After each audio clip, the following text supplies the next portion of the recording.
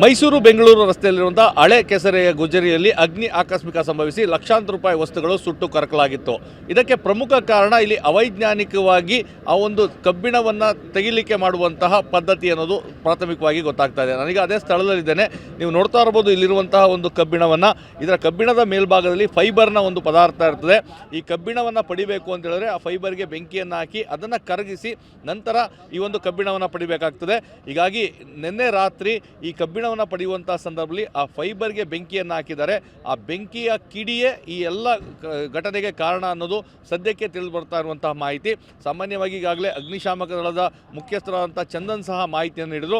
ಗುಜರಿಗಳಲ್ಲಿ ಕಾಪರನ್ನು ಪಡೀಲಿಕ್ಕೆ ಮತ್ತು ಈ ರೀತಿ ಕಬ್ಬಿಣವನ್ನು ಪಡೀಲಿಕ್ಕೆ ಮತ್ತು ಯಾವುದೇ ರೀತಿಯಾದಂಥ ಲೋಹವನ್ನು ಪಡೀಲಿಕ್ಕೆ ಆ ಮೇಲ್ಭಾಗದಲ್ಲಿ ಪದರವಾಗಿ ಏನು ಇರ್ತದೆ, ಅದು ಪ್ಲಾಸ್ಟಿಕ್ ಇರ್ಬೋದು ಅಥವಾ ಫೈಬರ್ ಇರ್ಬೋದು, ಯಾವುದೇ ವಸ್ತುಗಳಿದ್ದರೆ ಆ ವಸ್ತುಗಳನ್ನು ಕರಗಿಸಿ ತದನಂತರ ಆ ಒಂದು ಲೋಹವನ್ನು ಪಡೆದುಕೊಳ್ಳುವಂಥ ಕೆಲಸ ಆಗ್ತದೆ. ಆ ಒಂದು ಅವೈಜ್ಞಾನಿಕ ಪದ್ಧತಿಯಿಂದಾಗಿ ಗುಜರಿಯಲ್ಲಿ ಆಗಾಗ ಈ ರೀತಿಯಾದಂಥ ಬೆಂಕಿ ಆಕಸ್ಮಿಕ ಸಂಭವಿಸ್ತದೆ ಅಂತೇಳಿ ನೀವು ನೋಡ್ತಾ ಇರ್ಬೋದು. ಗೋಡನ್ಗಳು ಆ ಕಿಡಿ ಒತ್ತಂಥದ್ದು ಇಲ್ಲಿರುವಂಥ ಎಲ್ಲ ಗೋಡನ್ಗಳಿಗೂ ವ್ಯಾಪಿಸಿ ಲಕ್ಷಾಂತರ ರೂಪಾಯಿ ಮೌಲ್ಯದ ಎಲ್ಲ ವಸ್ತುಗಳನ್ನು ಸುಟ್ಟು ಕರಕಲು ಮಾಡಿದೆ. ಅಗ್ನಿಶಾಮಕ ದಳದ ಸಿಬ್ಬಂದಿ ಬೆಳಗಿನ ಜಾವದಿಂದ ಕಾರ್ಯಾಚರಣೆ ನಡೆಸಿದ್ರು ಸಹ ಬೆಂಕಿ ತಹಬದಿಗೆ ಬರ್ತಾ ಇಲ್ಲ.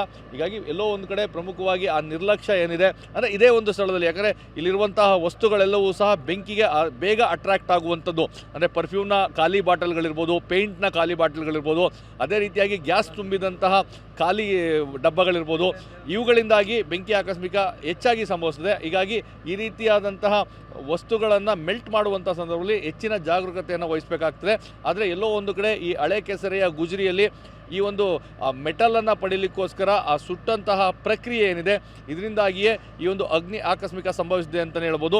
ಈ ಬಗ್ಗೆ ಮಾತಾಡಲಿಕ್ಕೆ ಆ ಒಂದು ಅಗ್ನಿ ಆಕಸ್ಮಿಕದಲ್ಲಿ ಲಕ್ಷಾಂತರ ರೂಪಾಯಿ ನಷ್ಟವನ್ನು ಅನುಭವಿಸಿದಂತಹ ಮಾಲೀಕರು ನಮ್ಮ ಜೊತೆಗಿದ್ದಾರೆ.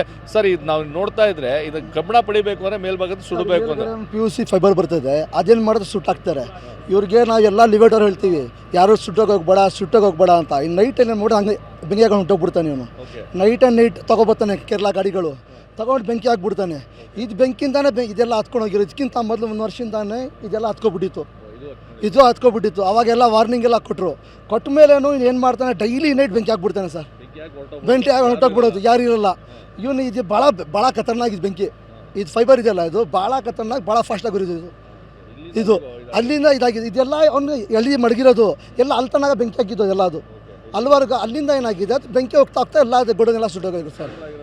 ಎಲ್ಲ ಸರ್, ಎಲ್ಲ ಟೋಟಲ್ ಅದು ಬೆಂಕಿನೇ ಅಲ್ಲಿಗ ಎಲ್ಲಿ ಬಿಟ್ಟಿರೋದವನು ಅದೆಲ್ಲ ನೋಡಿ ಅಲ್ಲಿಂದ ಎಲ್ಲ ಹಚ್ಕೊಬಂದಿರೋ ಅದೇ ಬೆಂಕಿ ಅಲ್ಲಿಗೆ ಹಿಡಿದಿರೋ ಸರ್. ಅದು ಮುಬಾರಕ್ ಅನ್ನೋ ವ್ಯಕ್ತಿ ಇದ್ದಾನೆ ಒಬ್ಬ, ಅವನೇ ಸರ್ ಇಲ್ಲಿ ಎಲ್ಲ ಅವನೇ ಇದು ಮಾಡೋದು, ಎಲ್ಲ ಬರ್ನಿಂಗ್ ಮಾಡೋದೆಲ್ಲ. ಅವ್ನಿಗೆ ಎಷ್ಟು ಟೈಮ್ ಲಿವೇಟರ್ಗೆಲ್ಲ ಹೇಳ್ಬಿಟ್ಟಿದ್ವಿ, ದಯವಿಟ್ಟು ಸುಟ್ಟಿಸ್ಬೇಡ ಅಂತ. ಅವ್ನು ಏನು ಮಾಡ್ತಾನೆ, ನೈಟಲ್ಲಿ ಸುಡ್ತಾನೆ ಸರ್. ಎಲ್ಲರೂ ತೊಂದರೆ ಸರ್, ಎಲ್ಲ ಬಡವರೇ ಸರ್ ಇರೋದು. ಎಲ್ಲ ಸಾಲಾಗಿಲ್ಲ ಮಾಡಿಬಿಟ್ಟು ನಾವು ಎಲ್ಲ ವ್ಯಾಪಾರ ಮಾಡೋದು ಸರ್. ಎಲ್ಲ ಬರ್ಬಾದಾಗ್ಬಿಟ್ಟಿದ್ದು, ಏನಿಲ್ಲ ಸರ್ ಈಗ. ಇದು ಆ ಮಾಲೀಕರ ಮಾತು. ಆ ಫೈಬರ್ನ ಸುಟ್ಟು ಕಬ್ಬಿಣವನ್ನು ಪಡೆಯುವಂತಹ ಪ್ರಕ್ರಿಯೆ ಇತ್ತು. ಇದರಿಂದಾಗಿ ಅಗ್ನಿ ಆಕಸ್ಮಿಕ ಸಂಭವಿಸಿದೆ ಅಂತೇಳಿ. ಹೀಗಾಗಿ ಮುಂದೆ ಆದರೂ ಎಚ್ಚರಿಕೆಯನ್ನು ವಹಿಸಬೇಕು. ಈ ರೀತಿಯಾಗಿ ಕಾಪರ್ ಇರ್ಬೋದು ಅಥವಾ ಕಬ್ಬಿಣ ಇರ್ಬೋದು, ಇದನ್ನು ಪಡಿಬೇಕಾದ್ರೆ ವೈಜ್ಞಾನಿಕವಾಗಿ ವಿಲೇವಾರಿ ಮಾಡಬೇಕು ಮತ್ತು ದೂರದ ಪ್ರದೇಶದಲ್ಲಿ ಬೆಂಕಿಯನ್ನು ಹಾಕಿ ಅದನ್ನು ತೆಗೆದುಕೊಳ್ಬೇಕು. ಇಲ್ಲೇ ಗುಜರಿಯಲ್ಲಿ ಆ ಮದ್ದು ಮಾಡಿದ್ರೆ ಖಂಡಿತವಾಗಿಯೂ ಮತ್ತೊಮ್ಮೆ ಇದೇ ರೀತಿಯಾದಂತಹ ಅಗ್ನಿ ಅಪಘಾತ ಸಂಭವಿಸುತ್ತದೆ. ಕ್ಯಾಮ್ರಾ ಪರ್ಸನ್ ರಘು ಜೊತೆ ರಾಮ್, TV9 ಮೈಸೂರು.